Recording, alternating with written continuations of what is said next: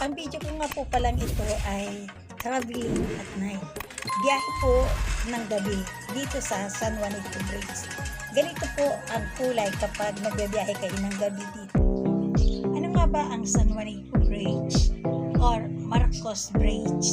Ito yung nung araw, ito ang laging sinasabi nila na ang San Juanico Bridge daw ay ang pinakamahabang tulay dito sa Pilipinas during the time of the late ex-President Ferdinand Marcos Sr.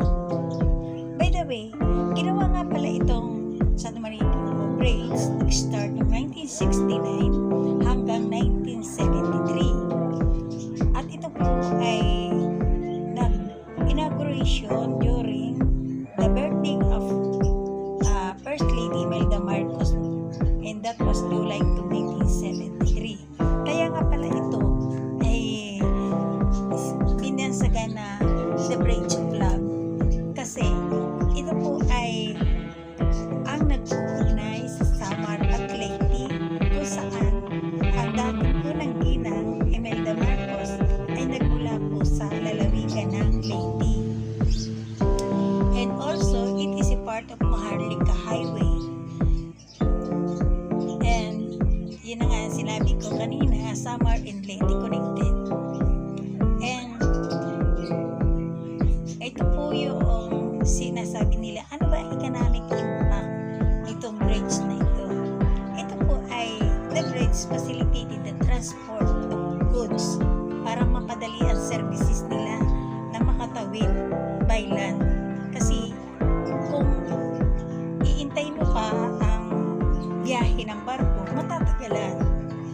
And the bridge is part of Philippine Highway and considered the key infrastructure project from the Marcos era.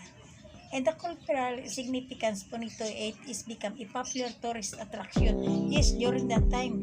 And ito po ay lagi pinagsushootingan ng mga pelikula. Actually nga, dito pa tumalon si Dante Barona nung araw without double.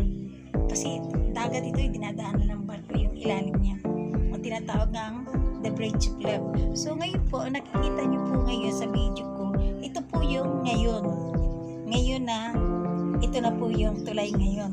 And unfortunately, ito'y nakunan ng gabi na nagbabiyahe sila. So ito na po yung San Juanico Bridge na biyahe nila ng gabi. Thank you for watching. Sana'y naalala nyo ang history nitong San Juanico Bridge or Marcos Bridge. And it was constructed during the time of ex-President Marcos Sr. Siya lang po nakapagpagawa ng ganitong tulay kahaba. Thank you for watching.